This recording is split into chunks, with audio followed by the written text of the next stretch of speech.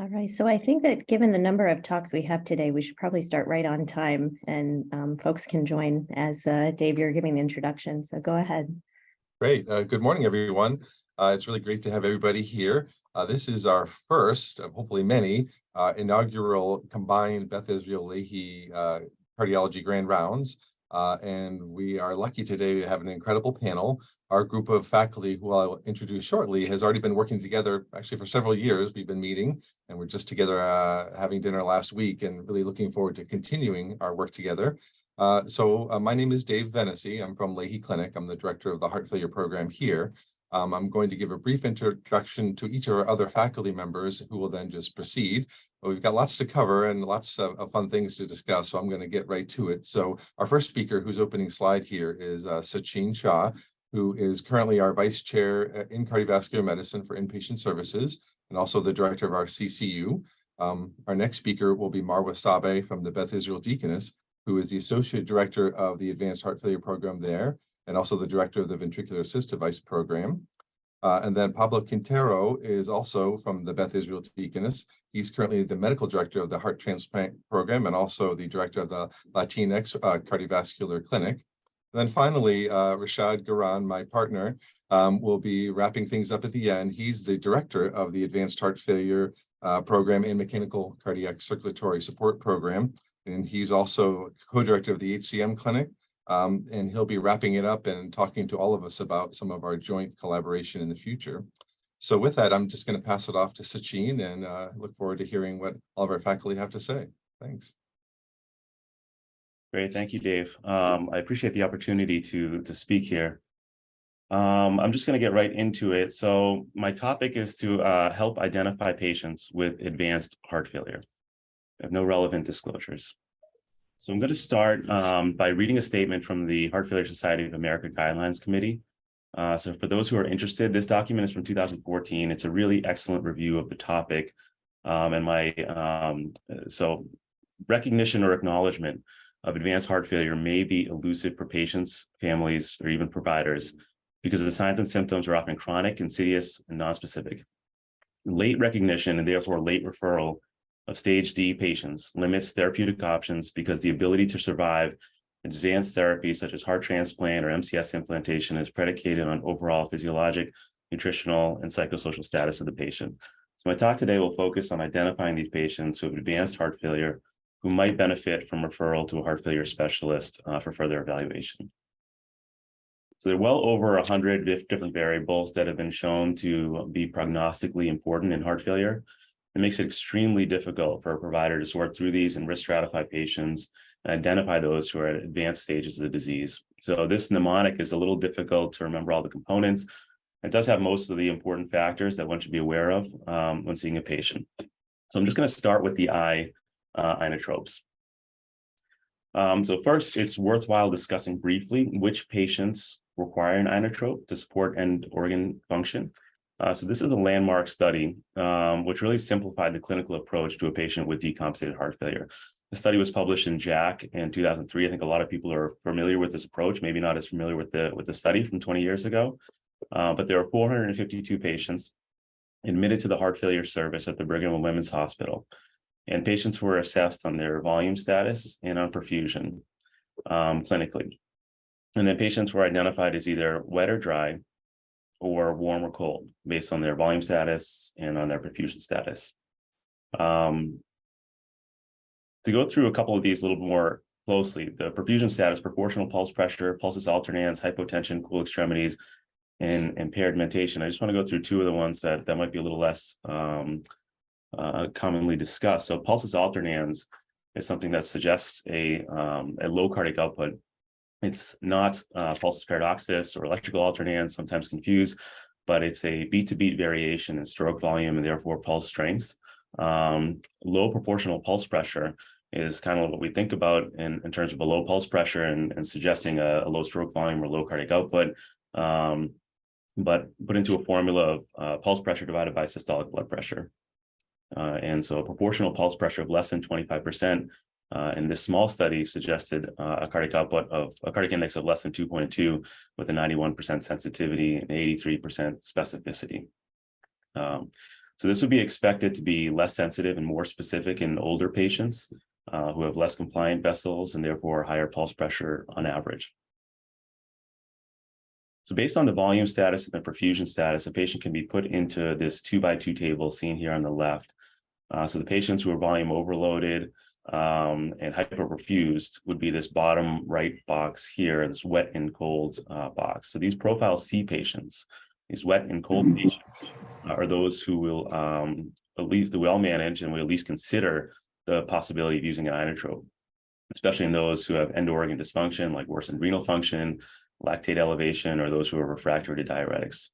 And clearly, if you look at the panel on the right here, these profile C patients do worse. So the 1-year transplant-free survival of these profile C patients is about 55%. And these patients who require inotropes, even for the short term, have a pretty high mortality. So this is from the SURVIVE trial. So in short, the SURVIVE trial was a neutral trial. It had enrolled 1,327 patients who were hospitalized with decompensated heart failure and thought to need an inotrope. And the patients were randomized to dobutamine and to levosimendan. And levosimendan is a positive inotropic agent. It's a calcium sensitizer. And although a neutral trial, I think this trial is posed, is well positioned to answer this question of the short-term mortality in patients who require inotropes at some point. And the mortality in this trial at 6 months was 27% in both groups. And as would be expected, these patients who require long-term inotropes fare much worse. So this landmark trial in stage D heart failure, the rematch trial, randomized non-transplant candidates to either medical therapy versus the HeartMate XVE LVAD. And 72% of the patients in the medical therapy arm were on continuous inotropes. And by 1 year, only 25% of those patients were alive. There have been several other studies that have reported survival in patients requiring long-term home inotropes. And in summary, the best 1-year survival is around 50%. There's 3 other studies listed here in addition to rematch. There's a single center cohort from Alabama of 197 patients. The Intrepid trial here is a small VAD trial. And COSI has reported the lowest survival at 1 year at 6%. This was a palliative inotrope study. So I think a lot of these patients will have already seen a heart failure specialist who require continuous inotropes. But the reason I think that this is important to discuss is that this group of patients on inotropes represent the largest portion of patients who are undergoing VAD implantation and cardiac transplantation. So for those who are unfamiliar, the INTERMACS classification system adds some granularity to advanced heart failure patients and divides these advanced heart failure patients into 7 different groups, depending on the severity of illness. So INTERMACS 1 patients are critical cardiogenic shock. Those are the patients who are requiring maybe temporary mechanical support devices. INTERMACS 2 patients are patients who are on inotropes, but are progressively declining. INTERMACS 3 patients are those who are stable on inotropes. And based on and then you can see the rest there, but based on these data from the most recent INTERMACS report published last year, over the last decade, about 70% of patients were either INTERMACS 2 or 3 who underwent LVAD implantation. These are also the patients who are being referred to a transplant center for the evaluation of a VAD or transplant. So these are data from 9 different transplant centers. So patients were referred to them, evaluated for VAD or transplant, and you can ignore for a moment just the different colors. That's the kind of referring specialty, but just look at the relative size of the bars on the graph here. So the majority of patients referred to a transplant center are INTERMACS profile 2, worsening on inotropes, or 3, stable on inotropes.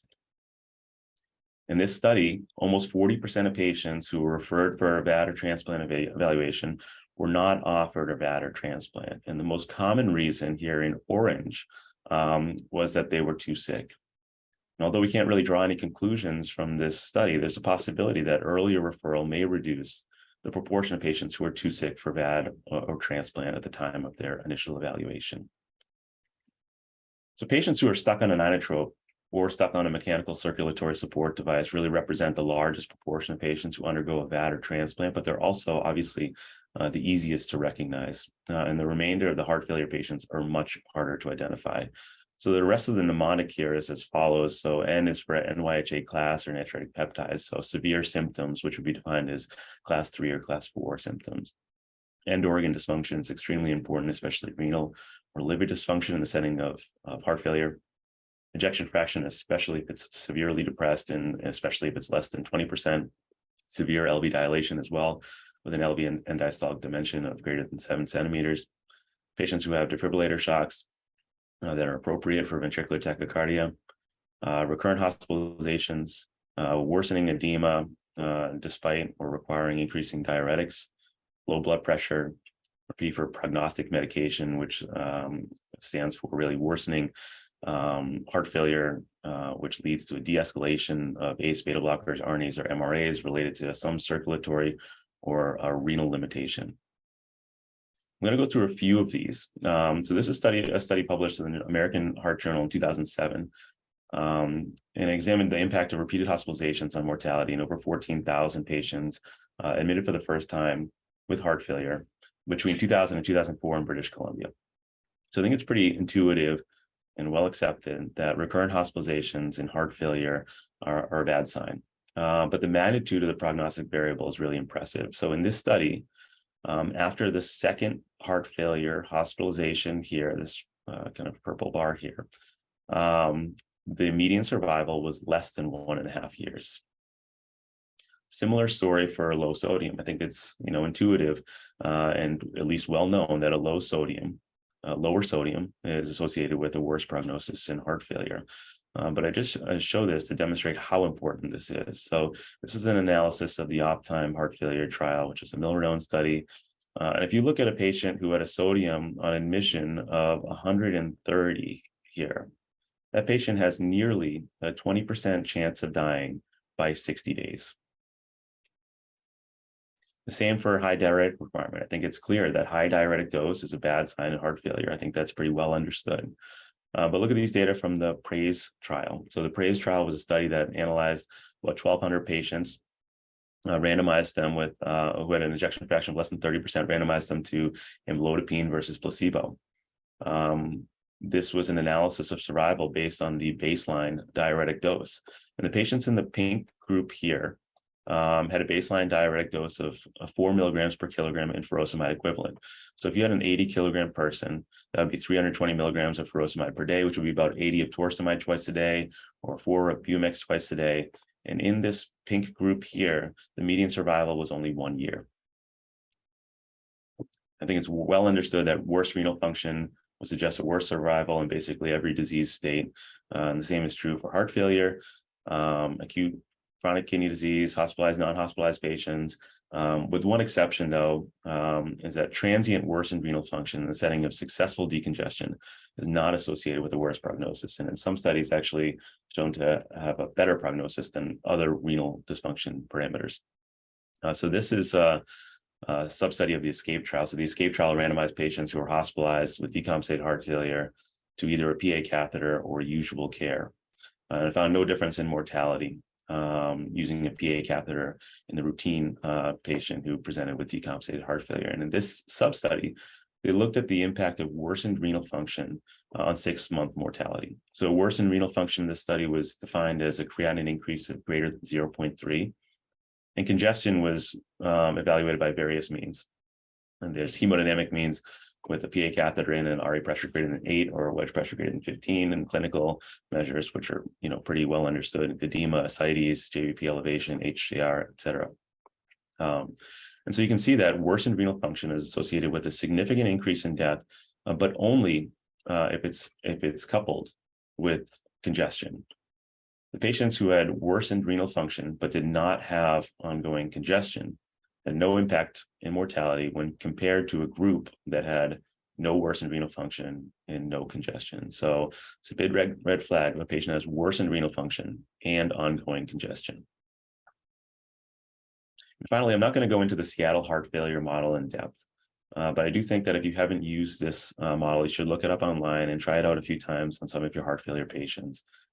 Being familiar with the variables that are included in this model and their impact on prognosis is important. So in summary, there is no single variable that defines advanced heart failure. It's really important to use all available prognostic information to identify these patients that may be refractory to standard medical and device therapy. And clearly, patients who require short-term or long-term inotropes are very high risk and should be referred to a heart failure specialist.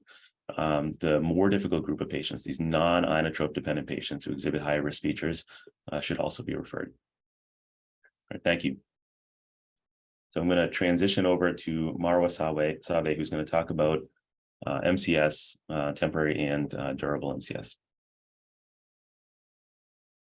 Thank you, Sachin. I'm going to try to share now. Let's see here.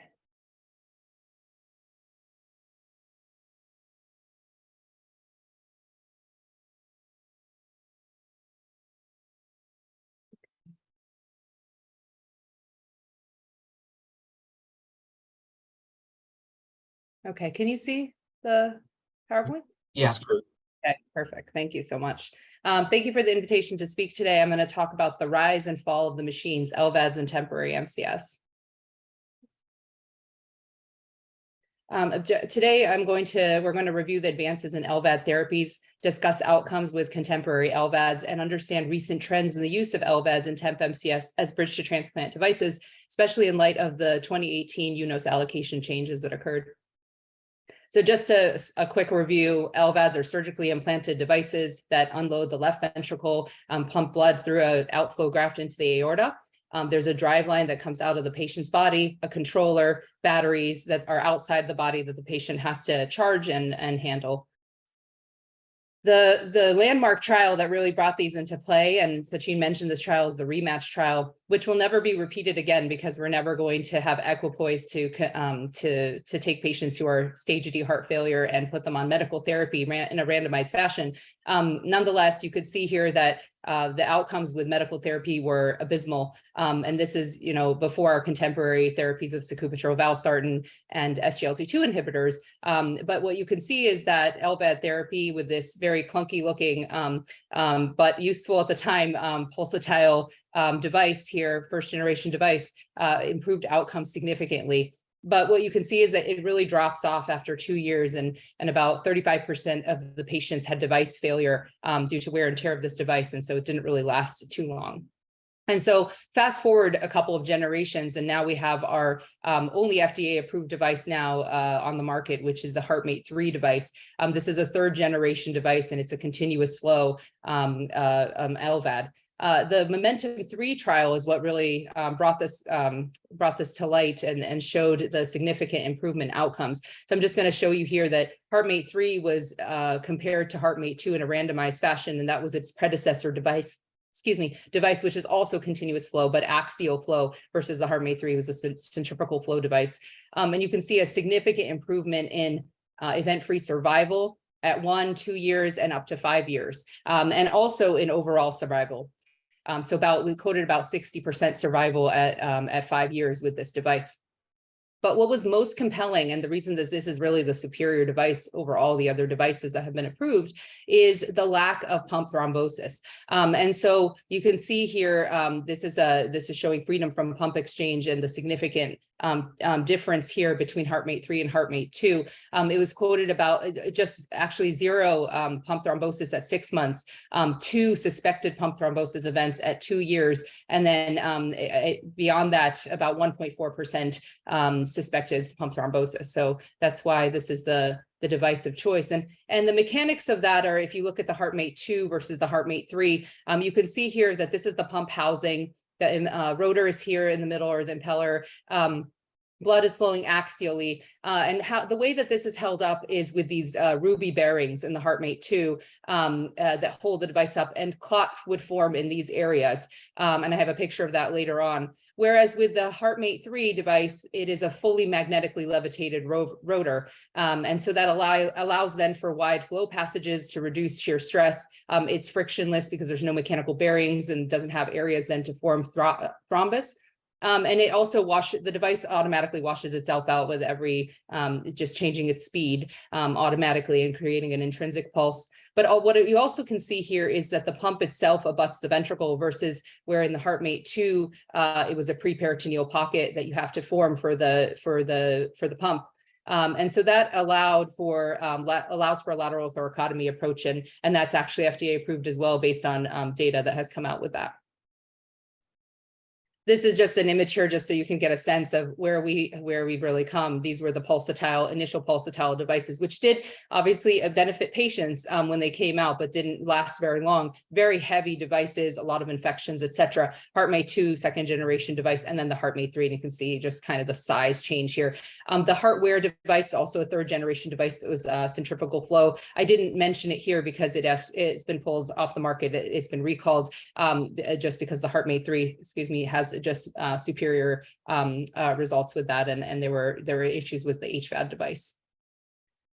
So we've really come a long way from rematch to now with momentum and in terms of survival with LVADs. And you can see that even in looking at the most recent annual report from Intermax STS, you can see that the early generation, which is in red here, versus the most recent generation or era, you can see the outcomes. 1 year is not too different, 81 to 83%, but out to 5 years is really significantly improved, 52% versus 43% by era. And we're proud to report that, we also monitor, albeit much smaller numbers, but we monitor for Joint Commission our outcomes at BI for 1 year survival, and we're at 85% versus the Intermax 82%. So we're happy with the results there, and we continue to track that. So these devices were being used for destination therapy, meaning patients who are not candidates for transplant, but also as bridge to transplant, BTT devices. And then something happened in 2018 that really changed all of that, and I'll talk a little bit about that. But in 2018, the UNOS allocation system changed. What used to be there is 3 groups: 1A, 1B, and 2, and many people might remember that. And patients with LVADs were in the 1B group, and they would be moved up to 1A if they had any device-related complication. Now, that could be as simple as having a driveline infection and being on oral antibiotics at home. So those patients then would get to transplant because they're in that highest group. What was really inequitable about that, though, is that if you look here, the other 1As out there are patients who are stuck in the hospital on VA ECMO or a total artificial heart. So it seemed really kind of unfair to have them be in the same group. And so hence came this new allocation system with groups 1 through 6. And then what happened as a result of that is that stable LVADs with the advances in therapies and great outcomes now, they really got so-called bumped down, really honestly, to group 4. And then the patients who have a device related malfunction of some sort can be moved to 3 or 2, but it's really hard to be moved to those groups. Group 2 patients, or status 2 patients, are the ones who are stuck in the hospital on a balloon pump, for instance, on any other univentricular support device. And patients to get there from an LVAD had to be really quite ill and in the hospital, like, for example, on an RVAD or something like that. And so that made it much more difficult for patients to get to transplant. And so hence, with the rise in LVADs came the fall. You can see that we really peaked in the number of LVAD implantations nationwide in 2019, and then it really started to come down significantly. In 2021, it was at its lowest number since 2012.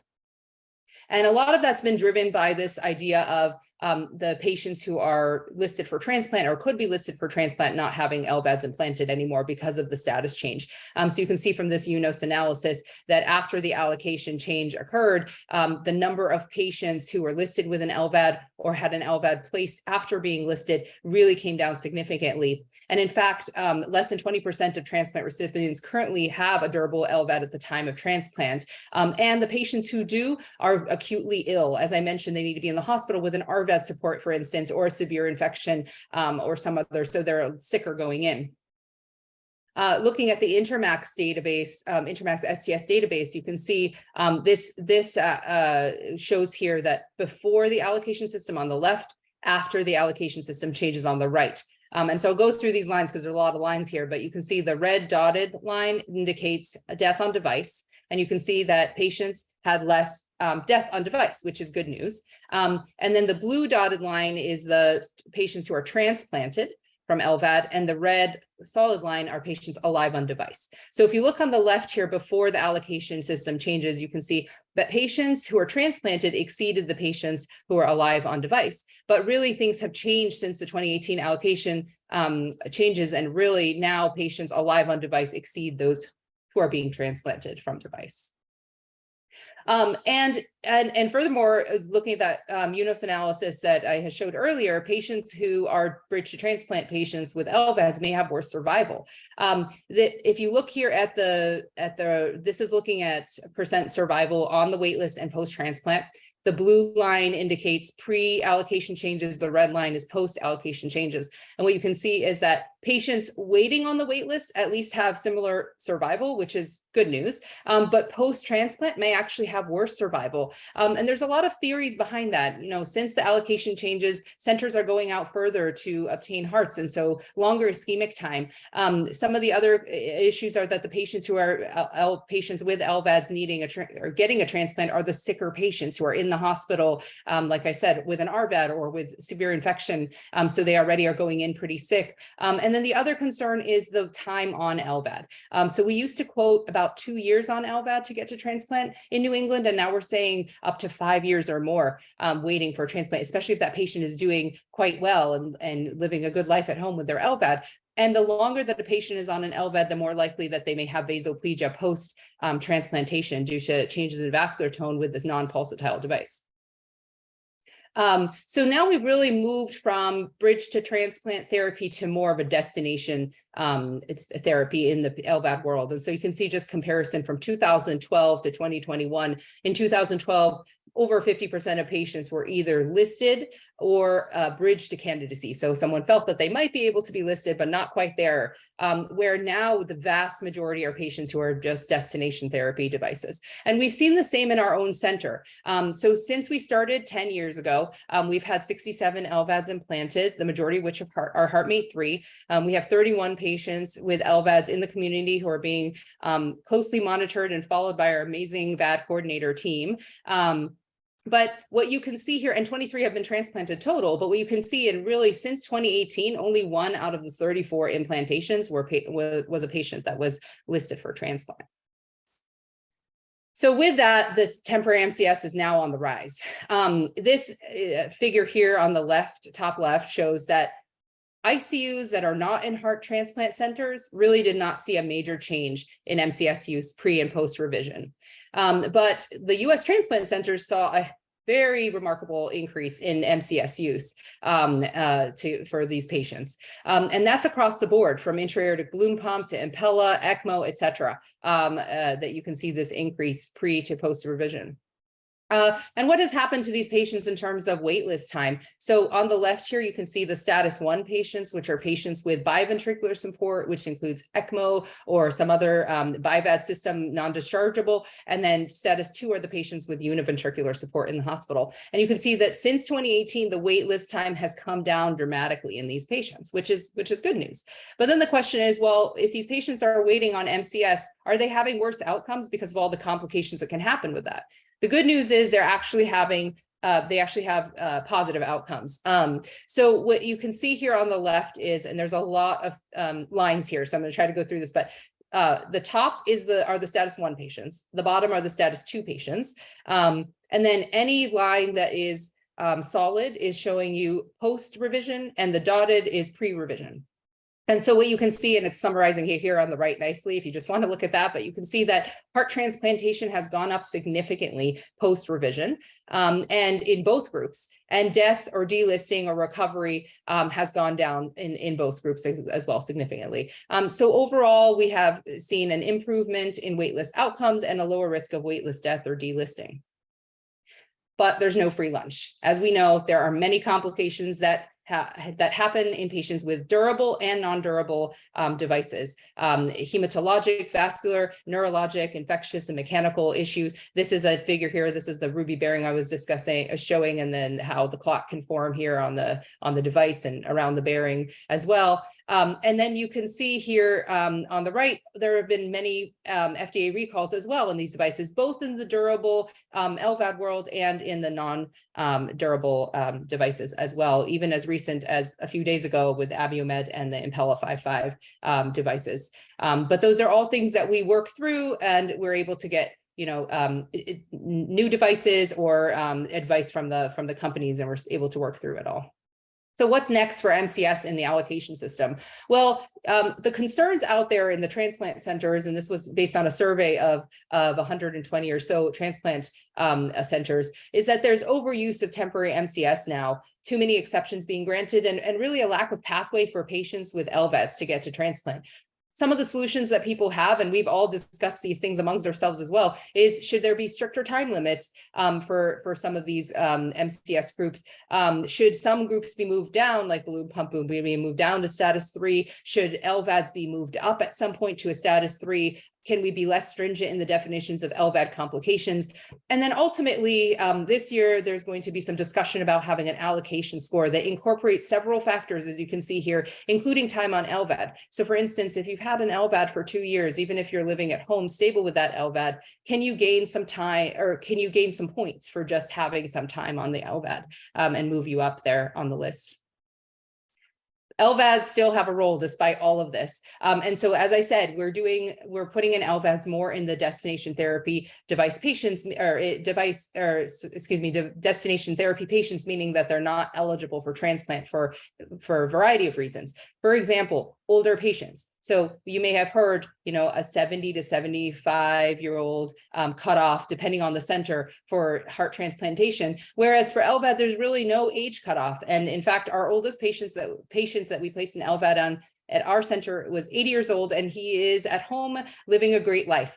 You can see here, this figure here shows you the quality of life and 6-minute walk test and functional as a measure of functional capacity really improves significantly in all these patients, whether they're older than 75 or younger.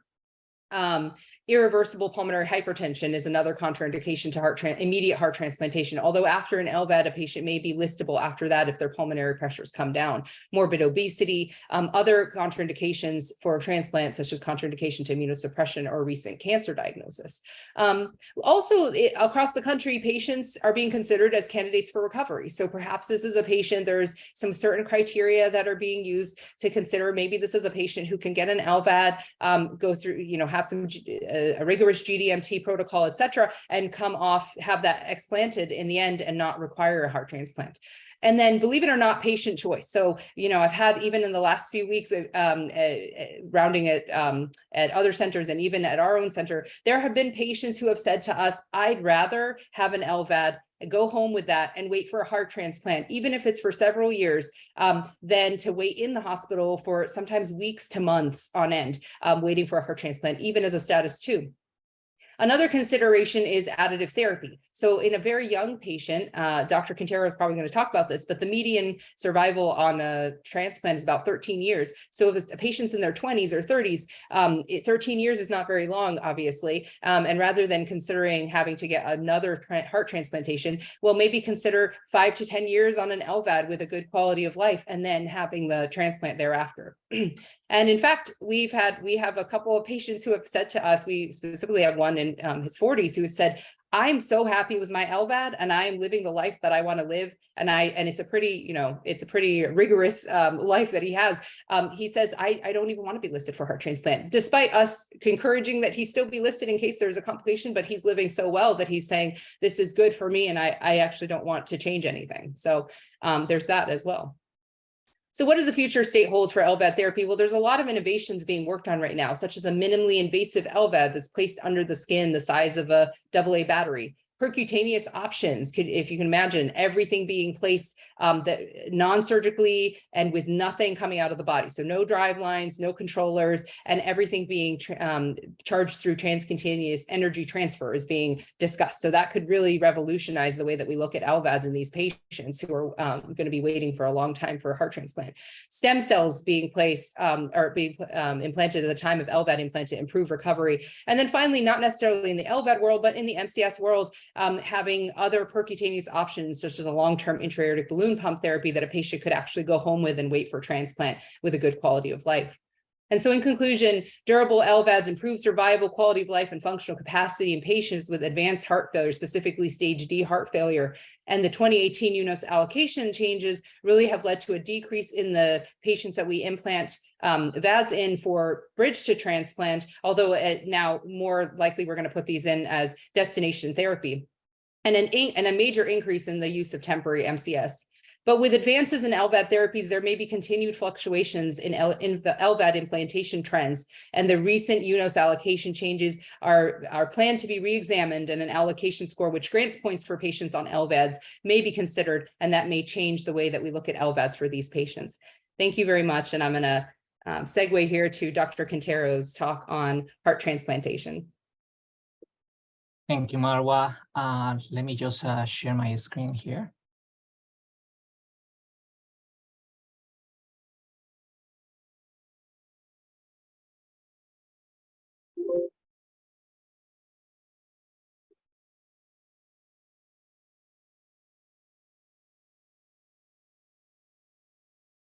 So for the next 15 minutes or so, we'll be talking about the state of heart transplantation in 2023. I have no disclosures. The learning objectives for this session will be to understand the outcomes for heart transplantation and describe the donor in the allocation system that actually Marwa just touched base on. Also understanding new pathways and technologies that are available for increasing the donor pool, and describe healthcare disparities in outcomes for heart transplant. So cardiac transplantation is truly the best therapy for stage D heart failure. Unfortunately, the number of organs available is not enough for all the patients waiting in the transplant list. The indications for cardiac transplantation really vary, and Sachin touched base on this topic, how do we meet these patients? And a lot of them are met in the units with cardiogenic shock who require a lot of inotropic support. We cannot wean them off, temporary mechanical support, but some other patients are actually outpatients, and by different methods, we are able to risk stratify these patients to determine that they are a high risk for complications from the heart failure. Other patients do have coronary artery disease that is refractory to symptoms. Symptoms are refractory to optimal medical therapy and no options for revascularizations. And many of our patients may have also ventricular arrhythmias that, despite medical therapy and catheter ablation, they still suffering from these arrhythmias. So all these patients could be transplant candidates. Now, just to give you an overview of the number of transplants worldwide, in this graph, you can see in green, actually, the North America numbers. In 2022, there were 4,169 transplants in the United States, which is actually a 21.5% increase from the year before. The numbers has been increasing lately, and that's all been good for our patients. You may wonder, what is the survival for this patient population? And the median survival post-heart transplantation is about 11 years. The conditional survival, if you survive your first year, will go up to 14 years. And the survival in the majority of the United States transplant centers during the first year is about 90%. So you're taking someone who is an stage D patient with heart failure, 25% survival in 1 year, take it to a 90% survival in the first year, and expand it into almost 14 years ahead. That's the major survival benefit of heart transplantation. Now, life is not easy for these patients either.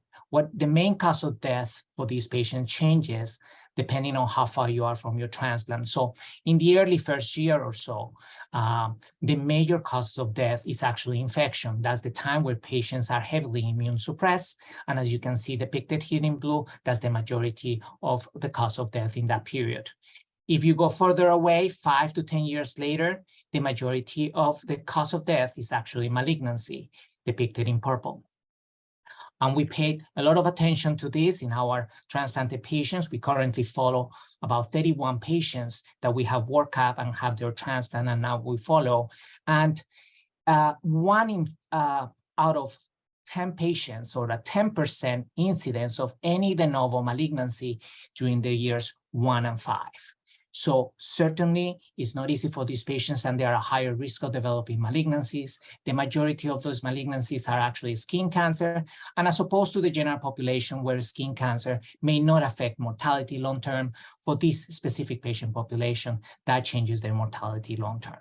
So now, Marwa did alluded to the change in the allocation system in 2018, and the impetus to change the allocation system was because of a really unacceptable high transplant list mortality, and there were some other issues in the broad sharing of organs that would impair getting organs to the right patients, the sickest of the patients.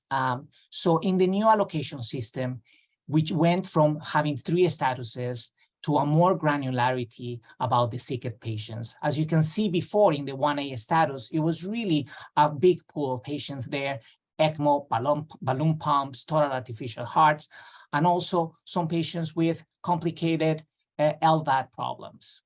Now we have more granularity at the top, the VA ECMO at status 1, the patients with an Impella 5.5 waiting in the unit or balloon pumps will be a status 2, and then the rest. So there is more granularity at the top. That was one of the changes in the allocation system. And that, as Marwa alluded, that was a problem for the LVADs, because for them, it's very hard to get to the top statuses unless you have a major mechanical complication that will be in status 2.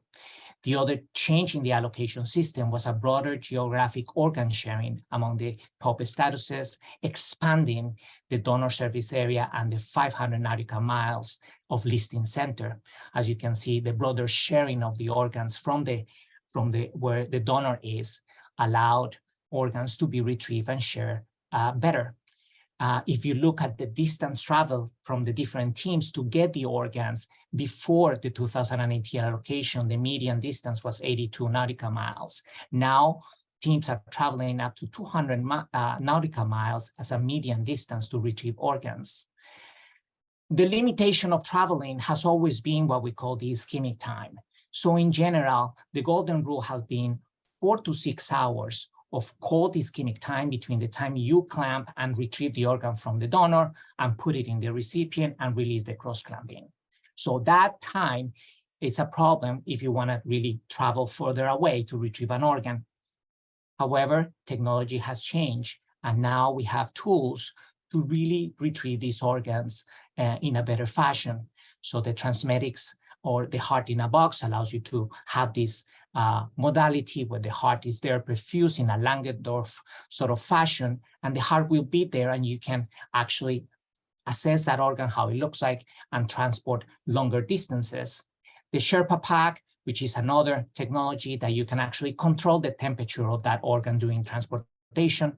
Before, it was pretty rudimentary the way that it's transported. You just put the heart in ice and then transport in a cooler. And there is a risk of freezing injury to the organ.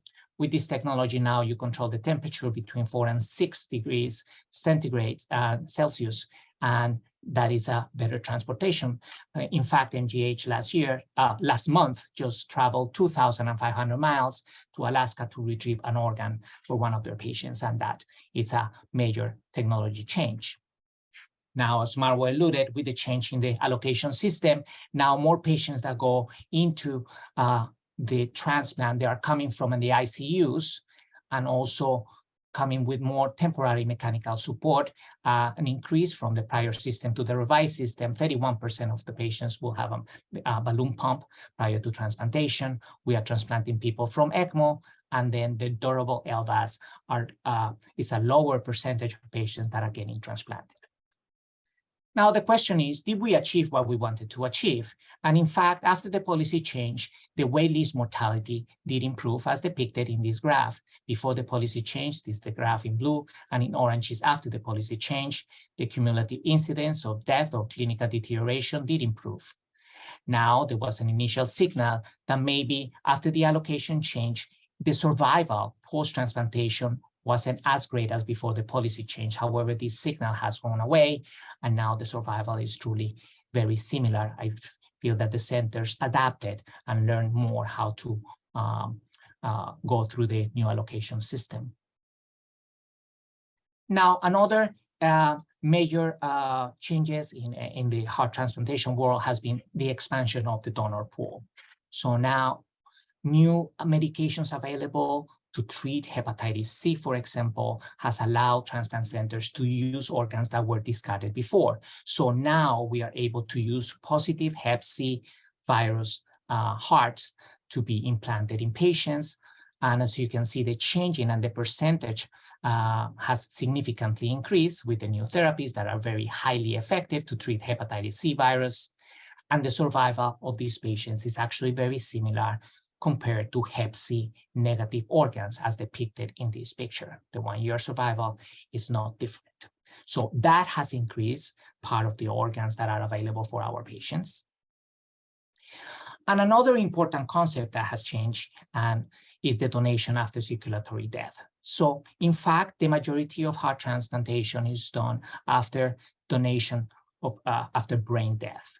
But there are certain patients that have a devastating injury, a neurological injury, but don't meet quite the criteria for brain death. And actually other solid organ transplants, the liver and lung and kidney, have been obtaining organs from these kind of donors when patients, there is a circulatory arrest after withdrawal care, and the organs are retrieved. For the heart has been a different issue because the gold standard for the final acceptance of the organ has been the surgeon looking at the heart, seeing how it beats, see how good it looks, and then retrieving that organ. However, after circulatory death, the heart is stopped, and there hasn't been a nice way of assessing that organ after that injury. However, the donation of circulatory death after circulatory death has increased significantly, and about 300 hearts in 2022 were coming from DCD. Now, as I explained before, the new technology has allowed us to really assess that organ. So after circulatory death, you can resuscitate that organ using, for example, the TransMedics device, putting this organ in this box and allowing it to recover and beat again. The US experience that was actually just published in the New England Journal this week, although we knew about the results of this, and our surgeon was part, Masashi Kai was part of that trial, is that in comparison in a randomized clinical fashion using DCD or donor after circulatory death and this system compared to the DBD or donors after brain death, the survival of these patients is actually very similar. However, the signal there is that there is a higher incidence of primary graft dysfunction, which means that after the operation, that organ is not totally quite ready, and some of these patients will end up, for example, on VA ECMO transiently before post-surgery. Now, another way of really reassess the organ after circulatory death is normothermic regional perfusion, or NRP. So what happens is that after the circulatory arrest and there is a mandatory 5-minute no-touch period, you can recover the organ and resuscitate the organ by putting the patient in cardiopulmonary bypass or VA ECMO. And this is in situ there. So you will be able to recover that organ, and then the surgeon, after, of course, ligation of the aortic arch vessels, the surgeon will be able to look at the heart now beating again and decide whether it is a suitable organ and accept it, and it can be harvested through the regular methods, whether it's just cold ice or any of the methods that I told you before.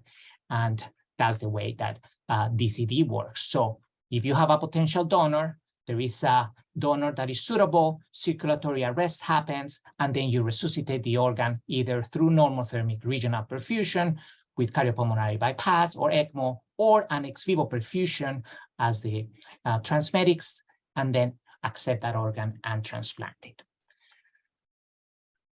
Another way that has potentially expanded the donor pool is xenotransplantation, although this is not ready for prime time, but in January of last year, the first man received a heart from a genetically altered pig, and this patient survived a couple of months. But this was another step towards improving the pathway of how we potentially can get more organs for our patients, but it's not ready for prime time. Now, for the last 5 minutes or so, the inequitable quality of healthcare and access to healthcare by race is really well-documented phenomenon in the United States. And this is in part driven by the differential access to the goods and services and opportunities that society offers by race, and it has been termed structural racism. So healthcare disparities is an important subject, and certain groups of our population are disproportionately affected by heart failure. So when you look at this data, Blacks have a higher incidence of heart failure compared to other groups. You can see Hispanics and whites here. And not only that, but the age-adjusted heart failure-related mortality is higher for Blacks, here depicted for Black men and women in orange. Even if you're younger or older, you're still dying at a higher rate. Now, observational studies have found that patients receiving cardiology care during an admission for heart failure may have superior outcomes, including lower readmission rates and mortality. And actually, this is a study from the Brigham and Women's that asked the question, does it matter if you are Black or a Latinx?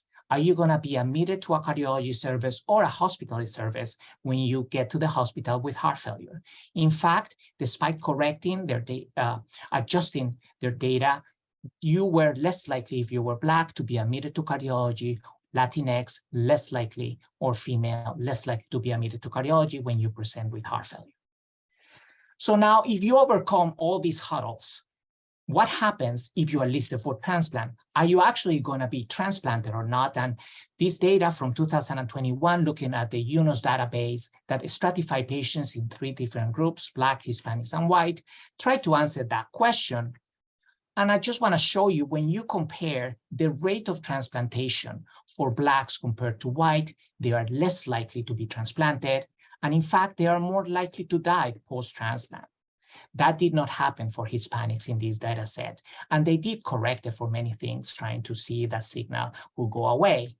Now, with the new allocation system, it was good for all the groups. They are more likely to be transplanted, whites, Blacks, and Hispanics. However, when you compare again the new rates to whites, Blacks were less likely to be transplanted with the new allocation system. Now, it's a similar 2 years later, looking at a similar database, a little bit of an expanded time. Again, the primary outcome is rate of heart transplantation by race different between Blacks and whites. And as you can see here in the lines that are continuous, this is the new era of the allocation system. Whites were more likely to be transplanted in red compared to Blacks, and in both eras, before and after the allocation system change. But the thing that I truly like about this paper is that they adjusted the model for the social vulnerability index.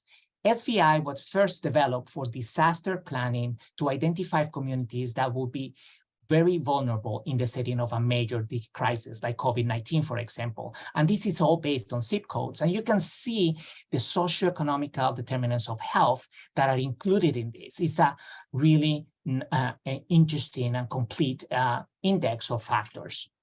So in this database, when they looked into this, African Americans compared to white in both eras, before and after the allocation system, they were less likely to be transplanted in the unadjusted model. If you adjust characteristics for the recipient medical characteristics, if you add on top some of the socioeconomic factors that were available in the database, and then when you adjust for the social vulnerability index, still the signal is there. Now, more interestingly and concerning is that delisting for death or deterioration in the new era after the allocation system, it seems that African Americans have higher rates, and that is still persistent despite correcting for all these factors. So this is, we truly believe as a program that understanding the outcomes are not the same for all the groups of the population, and that we are truly fully committed to intentionally and relentlessly work towards health equity for the diverse patient population that we all serve. In conclusion, the heart transplant survival remains excellent, but the donor pool is limited. And the really allocation change in 2018 changed the expanded access to transplants. And there have been new technological advances and medical advances that expanded the donor pool. And heart transplantation is truly not immune to systemic inequities in healthcare. Thank you for this time, and I will give it over to Dr. Rashad Karan, who is the section chief for heart failure and mechanical support. Thank you, Pablo. If you could advance, thank you. So in the last minute, I just want to briefly talk about, obviously, the launch of our transplant program. And I briefly outlined some of the strategic rationale from a system perspective here. One of the things that I was not aware of when we started the buildup for the launch of this transplant program is that our network actually has the highest market share when it comes to cardiovascular care in the region.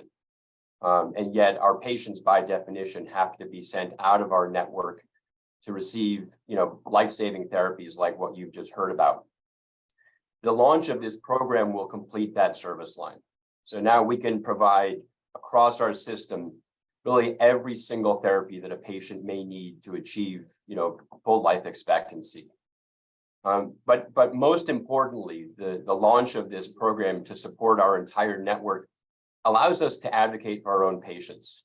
And there's a difference between advocating for a patient that you've known for a long time and taken care of over years, and knowing when the right time for transplant or left ventricular assist device therapy is, as opposed to going and sending that patient to another center that's meeting that patient for the first time.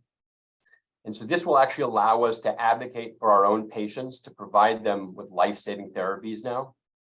And it will actually increase the number of transplants across our region. One of the questions that always comes up is, aren't you just going to dilute this very precious resource and potentially impair quality? And every time that a new program has entered even a competitive region in the last 15 years, the total number of transplants